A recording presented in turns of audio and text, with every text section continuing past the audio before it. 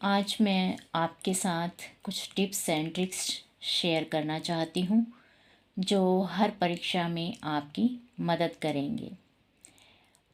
मान लो अगर हमारे किसी चैप्टर का कॉन्सेप्ट्स क्लियर नहीं है या हमारे मन में कहीं ना कहीं डर है कि हमने तैयारी तो ठीक से की नहीं है या हमारा कोर्स भी रह गया है। इन सब बातों के बावजूद भी हम यह चाहते हैं कि हमारे मार्क्स बहुत अच्छे आएँ, तो प्लीज़ आप कुछ टिप्स को फॉलो करें ताकि आप कॉन्फिडेंस के साथ एग्ज़ाम दे पाएँ और सफलता हासिल करें। पहला पॉइंट आपका ये है कि चैप्टर जिस टॉपिक से संबंधित है उस पर ध्यान दिया जाए। यानी कि चैप्टर अधिकतर क्वेश्चन जो होंगे आपसे उसी टॉपिक से संबंधित ही पूछे जाएंगे।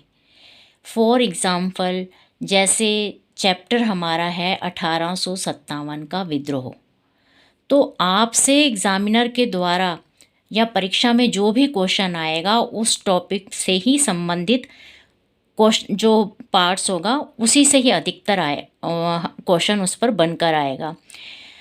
तो उसके आसपास उस चैप्टर के अंदर उस टॉपिक से संबंधित जो आसपास का वो है, जो भी और कुछ भी दे रखा हो, तो हमारे पास समय भी इतना नहीं है या हम उसको मतलब नहीं पढ़ना चाहते हैं, तो आप उसको छोड़ दीजिए।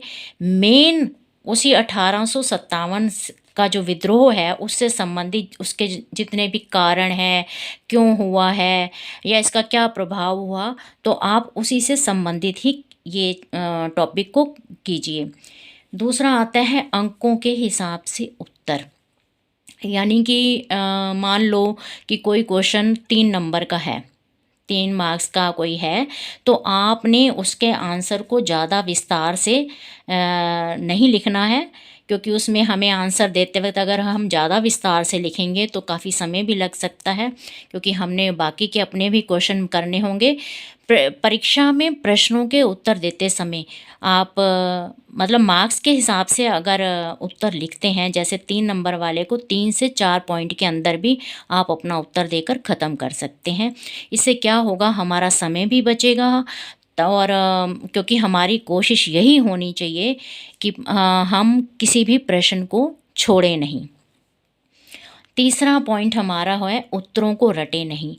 हमारी कोशिश ये हो कि हम जिन भी क्वेश्चंस का आंसर याद कर रहे हैं उनको रटे नहीं, क्योंकि अधिकतर ये होता है कि रटा हुआ हमें कुछ ही समय तक याद रहता है और हो सकता है कि हम जब अपने क्वेश्चंस का आंसर लिख रहे हों तो हम उन आंसर्स को भूल सकते हैं।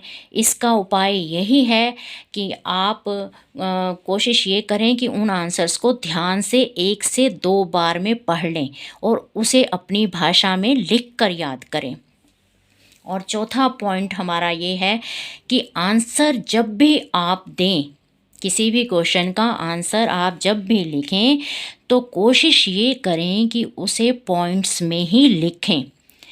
और पांचवा पॉइंट्स है कि पॉइंट के नीचे अंडरलाइन करें, क्योंकि जब हम आंसर लिख रहे होते हैं और हम आंसर के मतलब जो पॉइंट्स लिखते हैं उन पॉइंट्स के नीचे जब हम पेन से अंडरलाइन कर देते हैं तो कॉपी चेक करते समय एग्ज़ामिनर की नज़र एकदम हमारे जो हमने पॉइंट्स लिखे होते हैं और अंडरलाइन किए होते हैं तो उन पर जाती है। और हमारी यह आदत या हमारा इस तरह से पॉइंट्स को अंडरलाइन देकर दिया गया आंसर हमें ज़्यादा से ज़्यादा मार्क्स दिलवाता है।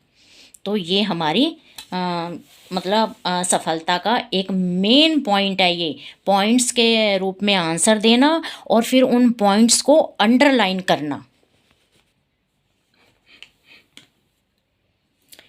अगर आपको वीडियो अच्छी लगी हो तो लाइक कीजिए, अपने दोस्तों के साथ शेयर कीजिए और चैनल को सब्सक्राइब कीजिए ताकि आगे आने वाली वीडियो की जानकारी आपको मिल सके।